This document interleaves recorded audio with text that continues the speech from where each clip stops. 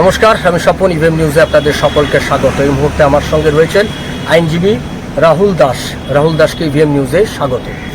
আমরা দুটো বিষয় নিয়ে আজকে জানতে চাইব। প্রথম যে বিষয়টা সবথেকে চর্চিত বিষয় এই মুহূর্তে, আমার পাড়া এই নিয়ে তৃণমূল কংগ্রেসের একটা প্রকল্প নতুন মমতা ব্যানার্জি প্রত্যেকটা বুথে বুথে 10 লক্ষ টাকা দিয়ে দেওয়া হবে। এই নিয়ে আমার পাড়া একটা প্রকল্প, আমার পাড়া আমার সমাধান, এইরকম একটা প্রকল্প চালু করেছে। সেই প্রকল্পের উপরেও একটা স্টে চলে এলো। আমরা বিশিষ্ট আইনজীবী রাহুল দাসের কাছে জেনে নেব, আমার পাড়া আমার সমাধান এই প্রকল্পের ক্ষেত্রে আজকে ঠিক কি আদালত ঠিক কি বললেন। বেসিক্যালি আমার পাড়া আমার সমাধান যে প্রকল্পটা, এই প্রকল্পে প্রায় মোটামুটি যা দেখা যাচ্ছে 10 লক্ষ টাকা করে দেওয়া হবে রাজ্যের প্রায় 80,000 বুথে। ঠিক আছে, তাহলে অঙ্কটা দাঁড়াচ্ছে 8,000 কোটি টাকা। এবং এই 8,000 কোটি টাকার আমরা জানতে চাই, এটা একটা জনস্বার্থ মামলা আসে এবং এই জনস্বার্থ মামলাটা হয় জাস্টিস হিরণময় ভট্টাচার্যের এজলাসেই জনস্বার্থ মামলা হয়। এবং এই জাস্টিস হিরণময় ভট্টাচার্যের এজলাসে যখন জনস্বার্থ মামলা আমরা করি, পরিষ্কার এই জনস্বার্থ মামলা আমাদের কিছু স্পেসিফিকেশন, আমাদের ব্রিফ শোনা হয় এবং আমরা পরিষ্কার জানতে চাই যে আমার পাড়া আমার সমাধানে কোন সার্কামস্টেন্সে এই যে প্রকল্পটা, সেই প্রকল্পটা লঞ্চ করলেন চোর মুখ্যমন্ত্রী Mamata Bandyopadhyay. 2 number, what is the source of fund. 8,000 কোটি টাকার সোর্স অফ ফান্ড কী আছে, মানে কোথা থেকে এই টাকা আসছে, যার ভিত্তিতে প্রত্যেকটা বুথে 10 লাখ টাকা করে দেওয়া হচ্ছে। আর 3 নম্বর, এই ডিস্ট্রিবিউশন সিস্টেমটা কীরকম হচ্ছে, ডিস্ট্রিবিউশনটা মানে কার হাত ধরে। কারণ এমন অনেক জায়গা আছে যেখানে রুলিং পার্টির এমএলএ নেই, রুলিং পার্টির পঞ্চায়েতও নেই, তাহলে সেই জায়গায় ডিস্ট্রিবিউশনটা কীরকমভাবে হবে। কেন সেই জায়গায় তো লোকাল এমএলএ বা লোকাল জনপ্রতিনিধি ছাড়া যেখানে আছে সেটা আলাদা ব্যাপার। কারণ সবটাই তো এখন গোটা তৃণমূলের শিক্ষা সেল যেমন ভেতরে, এবং অনেক ছোট বড় এমএলএ এমপি ঢুকে আছে ভেতরে।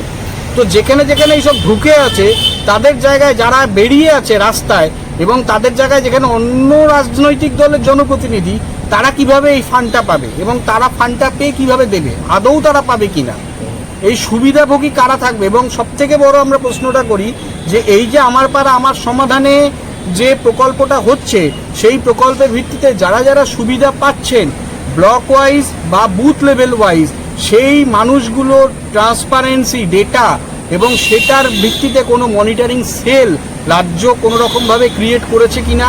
যদি সেই ক্রিয়েট করে থাকে তাহলে এখন পর্যন্ত, মানে 2রা সম্ভবত অগাস্ট থেকে সম্ভবত শুরু হয়েছে আমি যতটুকু জানি, তাহলে 2রা অগাস্ট থেকে আজকে পর্যন্ত কতজনের নাম নথিভুক্ত হয়েছে, সেই নামগুলো কোথায়, পাড়া ভিত্তিক বা বুথ ভিত্তিক, সেখানে কোনো উত্তর দিতে পারেনি।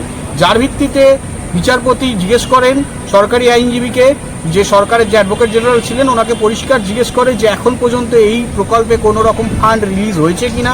পরিষ্কার বলা হয়েছে যে দেওয়ার কথা আছে আগামী সপ্তাহে, এই মুহূর্তে কোনো ফান্ড এখন পর্যন্ত রিলিজ হয়নি, এখন শুধু সার্ভের কাজগুলো চলছে। তার ভিত্তিতে বিচারপতি পরিষ্কার বলেন যে এখন কোনো ফান্ড দেওয়া যাবে না যতক্ষণ না পর্যন্ত এই মামলা স্পেসিফিকেশান, এই প্রকল্পের স্পেসিফিকেশান কোর্টের সামনে ক্লিয়ার হবে এবং সেই জায়গায় দাঁড়িয়ে কোর্টের যা কোয়ারিজ আছে সেই সমস্ত কিছুর সদুত্তর কোর্টের সামনে সেটা দিতে পারবে সরকার তরফ থেকে। ততক্ষণ পর্যন্ত এই কোনো রকম প্রকল্পে কোনো ফান্ড রিলিজ করা যাবে না। এটার ডেট আছে আগামীকাল চিফ সেক্রেটারিকে কল ফর করা হয়েছে, চিফ সেক্রেটারিকে আসতে বলা হয়েছে। যদি উনি আসতে পারেন ভালো, যদি না আসতে পারেন কী কারণে আসতে পারছেন না তার কারণ দর্শাবেন। এবং এখন পর্যন্ত সেটা ইন্টারিম জাজ স্টে দিয়েছে যে কোনো প্রকল্পে ফান্ড রিলিজ করা যাবে না কালকে হিয়ারিংয়ের আগে পর্যন্ত। আচ্ছা, আমরা আর একটা বিষয় এখানে যুক্ত হচ্ছে যে এই যে আমরা দেখলাম যে এই প্রকল্প নিয়ে বিতর্ক তৈরি হয়েছে। আইপ্যাক বলে একটি বেসরকারি সংস্থার লোকজন তারা এখানে ঢুকে পড়ছে এই প্রকল্প, যখন এই সার্ভের কাজটা চলছে। মমতা ব্যানার্জি সরকারের পক্ষ থেকে বলা হয়েছে নভেম্বরে আমরা টাকা দেওয়ার কাজটা শুরু করব। তার আগে একটা স্টে চলে এসছে, আপনার ইন্টারিম একটা স্টে এসছে, টাকা দেওয়ার বিষয়টা পরে। কিন্তু এই যে আইপ্যাক বলে একটি সংগঠন, বেসরকারি সংগঠন, তারা এই কাজের মধ্যে ঢুকে পড়ছে, গভর্নমেন্টের এই সমস্ত কাজের সিস্টেমের মধ্যে ঢুকে পড়ছে। এই নিয়ে কি কোর্টে কোনো রকম আলোচনা বা এই ব্যাপারে কেউ কি এই ব্যাপারে কোনো অভিযোগ জানিয়েছে? এই ব্যাপারে কোনো অভিযোগ জানানো এখন পর্যন্ত হয়নি, কিন্তু আইপ্যাক যে সত্যিকারের তারা আইপ্যাকের লোক, সেই সম্পর্কে সঠিক প্রমাণ কোর্টের কাছে বা আমাদের হাতে নেই। যদি সেটা কোনো মানুষ আপনাদের চ্যানেলের মাধ্যমে পরিষ্কার জানাবো, আমাদের চ্যানেলে এটা দেখানো হয়েছে, আইপ্যাকের লোক তারা স্বীকার করেছে, ভিডিও নিয়ে আমরা এই নিউজটা করেছি, এটা হুগলিতে হয়েছে এবং আইপ্যাকের লোক তারা স্বীকার করেছে, একটি ছেলে এবং একটি মেয়ে তারা আইপ্যাকের পক্ষ থেকে ওখানে গেছিল। ওখানে বিজেপির লোকেরা, প্রতিনিধি, জনপ্রতিনিধি যারা পঞ্চায়েতের সদস্য, তারা প্রতিবাদ করার পর তারপর তারা ঘর থেকে বেরিয়ে আসে। তো সেটা যদি হয়, কারণ আমাদের কাছে লিখিত মর্মে এইরকমভাবে কোনো অভিযোগ আসেনি যে তারা আইপ্যাকের লোক, কিন্তু হ্যাঁ আমরা যেটা শোনা কথা অনেকের কাছে শুনেছি যে ফোন যাচ্ছে বিভিন্ন সার্ভে করে এবং বিভিন্ন রকমভাবে এটাও জিজ্ঞেস করা হচ্ছে যে আপনি বিগত নির্বাচনে কাকে ভোট দিয়েছিলেন, সেটা তার কনফিডেন্সিয়াল ম্যাটার এবং সেটা তার পার্সোনাল লাইবিলিটি, যেটা কিন্তু লিবার্টি, যেটা আমাদের সংবিধান দেয়, সেটা কাউকে বলার কথা রাখে না, কিন্তু তারা জিজ্ঞেস করছে, আমরা এটা শুনেছি। কিন্তু এই শোনার ভিত্তিতে স্পেসিফিকেশন তো কোর্টে দেওয়া যায় না। কিন্তু বিগত দিনে আমরা আগামী দিনে সেটা আইপ্যাকের যদি কোনো রকম কোনো মানে এর সাথে ইনভলভমেন্ট আমরা থাকে, আমাদের কাছে সেই পেপার থাকে বা ডকুমেন্ট থাকে বা কোনো রকম ভিডিও ফুটেজ থাকে, সেটা অবশ্যই আমরা কোর্টের সামনে প্লেস করব, কারণ কোর্টে তো অলরেডি আগামীকাল এটা নিয়ে হিয়ারিং আছে, এই জিনিসটা নিয়ে তো চলছে।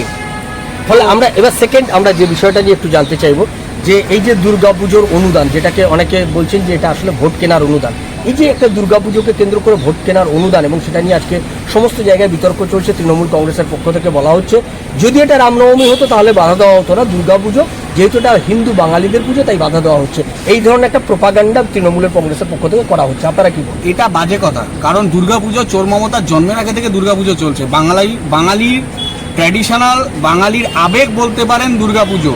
জাতি, ধর্ম, বর্ণ নির্বিশেষে সবাই ওই 4টে দিন মিলিত হয় কলকাতার রাজপথে, হই হই করে আমরা সব দেখি, ঘুরে বেড়াই, কেউ ক্রিয়েটিভিটি দেখতে যায়, কেউ দুর্গা ঠাকুরকে দর্শন করতে যায়। এটা এরকম কোনো ব্যাপার নয়, ব্যাপারটা হচ্ছে জাতপাতের নামে গুলিয়ে দেওয়া হচ্ছে। আর এই 1,10,000, 1,20,000 এটা তো মমতার পৈতৃক সম্পত্তি নয় যে এত টাকা দিচ্ছে। আমরা বলছি এটা ইলেকট্রিসিটি বিল নিয়ে 2 লাখ হবে। এবার এই 2 লাখটা আপনার আমার ঘাড় দিয়েই টানবে, আপনার আমার থেকেই বের করবে এই 2 লাখ টাকা। এই 2 লাখ টাকা যে অনুদান দিচ্ছে আর এই ইলেকট্রিসিটি বিলের ইউনিট বাড়িয়ে টাকা তুলবে এই রাজ্য সরকার সাধারণ মানুষের থেকে করের মাধ্যমে, তো সেটা তো আমাদের ওপরেই ঘুরে চাপতে আসবে। আর এত টাকা তো দেওয়ার কোনো প্রয়োজন নেই। যদি এত টাকা দিতে পারে তাহলে এই যে আমার পাড়া আমার সমাধানে যদি 8,000 কোটি টাকা দিতে পারে, তাহলে রাজ্য সরকারের কর্মচারী যারা আছে অবসরপ্রাপ্ত, তাদের ডিএটা মেটাচ্ছেন না কেন? তাদের তো 25% দিতে গেলে নাকি রাজ্য সরকারের কোমর ভেঙে যাবে। অন রেকর্ডের স্টেটমেন্ট ওখানকার দিগ্গজ আইনজীবী যারা কপিল সিব্বাল আছেন, অভিষেক মনু সিংভি আছেন সুপ্রিম কোর্টে দাঁড়িয়ে, তাহলে ওটা কি মিথ্যে কথা বলেছিলেন সুপ্রিম কোর্টে দাঁড়িয়ে? আর এখানে যে 8,000 কোটি টাকা আপনারা এক্সপেন্ড করছেন, 4,500 কোটি টাকা হলে ডিএর 50% দেওয়া হয়ে যায়, তো সেখানে আপনারা 8,000 কোটি টাকা করে আপনার পার আপনার সমাধানে টাকা দিতে পারছেন। তাহলে what is the source of fund and how will get state, how will get this fund? কোথা থেকে এই ফান্ড আসছে এবং কীভাবে পাচ্ছে? তাহলে 4,500 কোটি টাকা দিয়ে আপনারা ডিএটা 50% দিচ্ছেন না কেন? লোকের চাকরি নেই, চাকরিহারারা বসে আছে, 32,000 প্যানেল বাতিলের মুখে চাকরিহারারা রাস্তায় বসে অনশন করছে। এখানে রাজ্যটাকে পুজো, মেলায়, খেলায় এবং একটা মাদকাসক্ত করে দেওয়া হচ্ছে। আমার পাড়া আমার সমাধান, পুজোয় অনুদান, এগুলো দিয়ে কী হবে? পুজোয় তো মাস কালেকশন হচ্ছে, আমরা ছোট থেকে দেখে আসছি, আমাদের জন্মের আগে থেকে যারা আমরা দেখছি, আমাদের বাবা কাকারা এবং পরবর্তীকালে আমরা যারা ক্লাবের সাথে যুক্ত হয়েছি, তারাও এই মাস কালেকশন করে পুজো হচ্ছে। তো পুজোটা আটকানোর জায়গা নেই। পুজো মাস কালেকশন, পুজো কখনো ওই অনুদান না হলে হবে না এমনটা নয়, পুজো তো হবে। সেখানেও রাজ্য সরকার হেরে ভূত হয়ে বাড়ি পাঠিয়েছে, সিঙ্গেল বেঞ্চও হেরেছে, ডিভিশন বেঞ্চও হেরেছে। গতকাল রাজ্য নতুন করে একটা রিট করেছে যেখানে পরিষ্কার বলা হয়েছে যে ফান্ড রিলিজ করতে দেওয়া হোক, প্রেয়ার করেছে রাজ্যের তরফ থেকে, নতুন করে রিট করা হয়েছে, যার ভিত্তিতে জাস্টিস পরিষ্কার বলেছেন যে আপনারা যে বিগত দিনে পুজো করেছেন এবং পুজোতে যে অনুদানগুলো দিয়েছেন সেই অনুদানের ফান্ড যে কোথায় কোন খাতে খরচ হচ্ছে তার হিসেব নিকেশ আপনাদের কাছে আছে। পরিষ্কার স্পেসিফিক্যালি জাস্টিস এটা জিজ্ঞেস করেছেন। তারপর তার ভিত্তিতে পরিষ্কার এজি কিশোর দত্ত মহাশয় উনি পরিষ্কার বলেছেন না এখন পর্যন্ত নেই, বলছে আগে ওটা কালেক্ট করুন, তারপর পুজোর অনুদান হবে কি হবে না সেটা ভাবা যাবে। আর 48 ঘন্টার মধ্যে সময় দিয়েছে রাজ্যকে যে 48 ঘন্টার মধ্যে সমস্ত অনুদান বন্ধ যা আপনারা করছেন সেটা 48 ঘন্টার মধ্যে গভর্নমেন্ট অফ ওয়েস্ট বেঙ্গলকে সার্কুলার জারি করে কোর্টে সাবপ্লেস করতে হবে। আর সেটা যদি না হয় তাহলে কোর্টের মতো করে চলবে, আইনের মতো করে চলবে। কি ব্যবস্থা নেবে জুডিশিয়ারি সিস্টেম সেখানে খুব ভালো মতো জানি। আমরা বিশিষ্ট আইনজীবী রাহুল দাসের কাছ থেকে এটা জেনে নিলাম, আমার পাড়া আমার সমাধান এটাতেও আজকে স্টে হয়ে গেল এবং তারপরে দুর্গাপুজোর অনুদান, এই দুর্গাপুজোর অনুদান নিয়েও যে বিতর্ক চলছিল সেই দুর্গাপুজোর অনুদানের ওপরে তো স্টে এসছে, ফলে এই সমস্ত বিষয় নিয়ে কলকাতা হাইকোর্ট তাদের যে অবজারভেশন, সেই অবজারভেশন সম্পর্কে আমরা জেনে নিলাম। অর্থাৎ মমতা ব্যানার্জি এখন প্রত্যেকটা ক্ষেত্রেই তিনি যে বিপদে পড়ছেন, তিনি প্রত্যেকটা ক্ষেত্রেই যে তিনি বাধায় মুখে পড়বেন। এই যে ভোট কেনার রাজনীতি, তিনি এই অনুদান দিয়ে ভোট কেনার রাজনীতি, যেটা তার বিরুদ্ধে বারবার অভিযোগ উঠছে, বিরোধীরা এই অভিযোগ করছেন যে এই অনুদান আসলে ভোট কেনার জন্য মমতা ব্যানার্জি ভোটের সময় এই অনুদানের রাজনীতি করেন, এবং এই অনুদান আসলে রাজ্যের অন্যান্য অংশের মানুষকে তাদের যে প্রাপ্য, সে প্রাপ্য অধিকার থেকে তাদেরকে বঞ্চিত করে একটা অংশের মানুষকে পাইয়ে দেওয়ার রাজনীতি যে করেন, সেই রাজনীতির বিরুদ্ধেই মানুষ আজকে ক্ষোভ দেখাচ্ছেন, এবং তারই প্রতিফলন কলকাতা হাইকোর্টের এই অবজারভেশনগুলোতেও আসছে, এটা মনে করছেন। ফলে আমাদের নজর থাকবে এইদিকে, আপনাদের নজর থাকুক ইভিএম নিউজের পর্দায়। আমি এবং রাহুল দাস আপাতত বিদায় নিচ্ছি, ভালো থাকবেন, সঙ্গে থাকুন ইভিএম নিউজের। নমস্কার।